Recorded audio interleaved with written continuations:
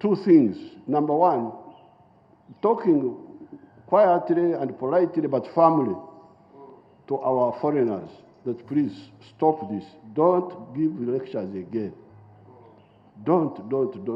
Just talk about your own things. Don't give me a lecture. It is amazing to see that people can again now try to tell Africa, do this, do that. I really feel embarrassed on behalf of those people.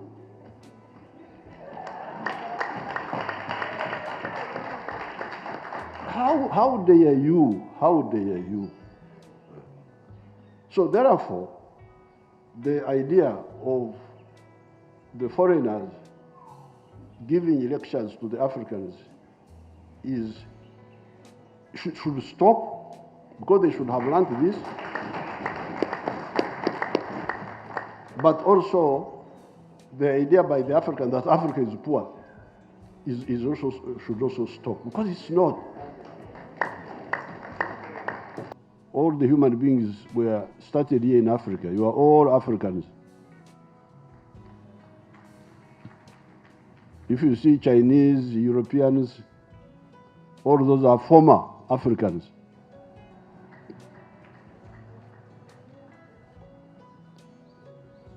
This is because the human species did not exist outside Africa until about 100,000 years ago.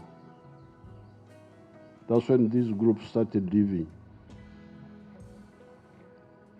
Now, in those years, the human race has a lot of experience if we want to use it well. Experience that is negative and also positive. Therefore, I would really like to appeal to leaders in the world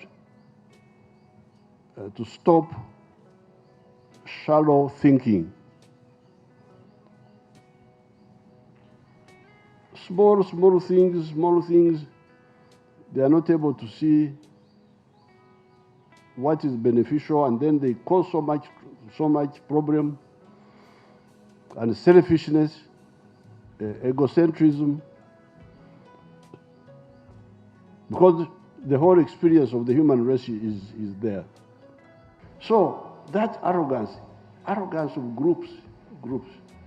Now the Europeans were right to try and see how to outflank the blockade of the Turkish.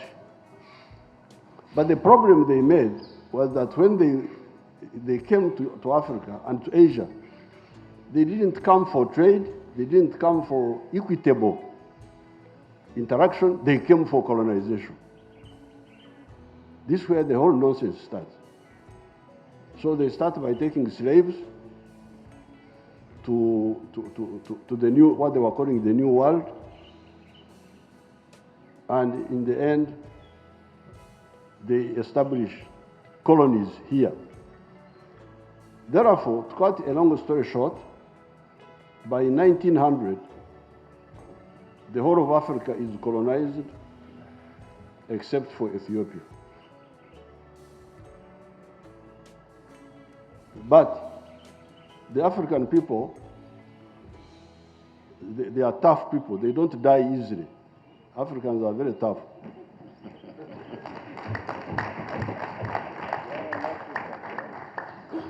That's how they could manage the slave conditions in the New World and survive. They're still there. You can see them there.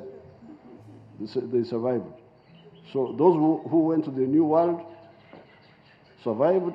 We who stayed here survived, in spite of the slave trade, in spite of colonialism. But also, you Africans, you need to know that Africa was colonized because of internal weaknesses. Don't only blame the outsiders. Because the Europeans, you remember, they tried to colonize China, but they couldn't. China was still disorganized, feudal, but they ended up only capturing Hong Kong and Macau, and that was all. They were not able to conquer the whole of China. Even Japan, they couldn't conquer Japan. So Africa was conquered because of internal weaknesses. We could have defeated the Europeans. We could have defeated them. But our chiefs were just putting on monkey skins, running around half naked. So by 1994, South Africa gets freedom,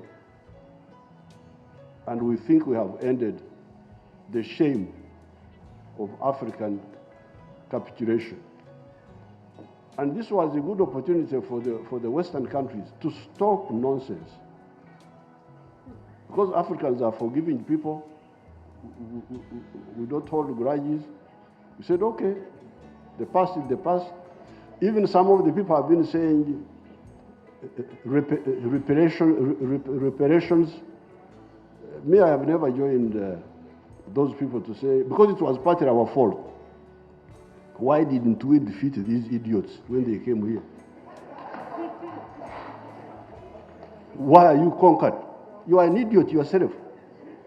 You can't say, I was conquered. What were you doing? Why couldn't you organize yourself? The idea that Europeans had guns, this is not correct. Those guns of those days were no better than spears. They were very inefficient, very inefficient weapons. And in some cases, where the Africans organized well, like in Sandirwana. In Sandirwana, there is a place in South Africa called in Sandirwana, where Tsetshwayo defeated the British in 1879. They could defeat, we could have defeated this, they could have defeated these invaders, but they were bankrupt themselves. So you must look at the internal weaknesses, don't just look at the outside. So anyway, by 1994, Africa had been cleared. And this is now why we needed a new start. So therefore, it is amazing to see that people can again now try to tell Africa, do this, do that. I really feel embarrassed on behalf of those people.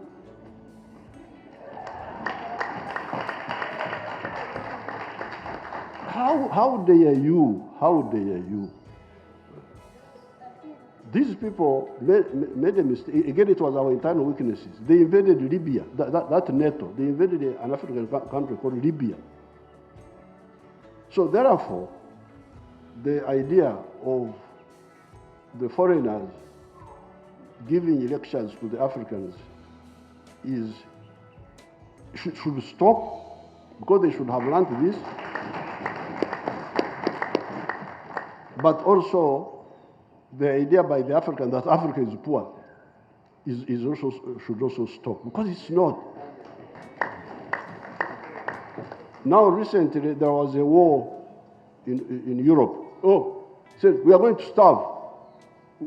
These Ugandans here were talking like, some of them were talking like that. Even when I spoke to President Zelensky, he rang me and we spoke on the phone, the president of Ukraine.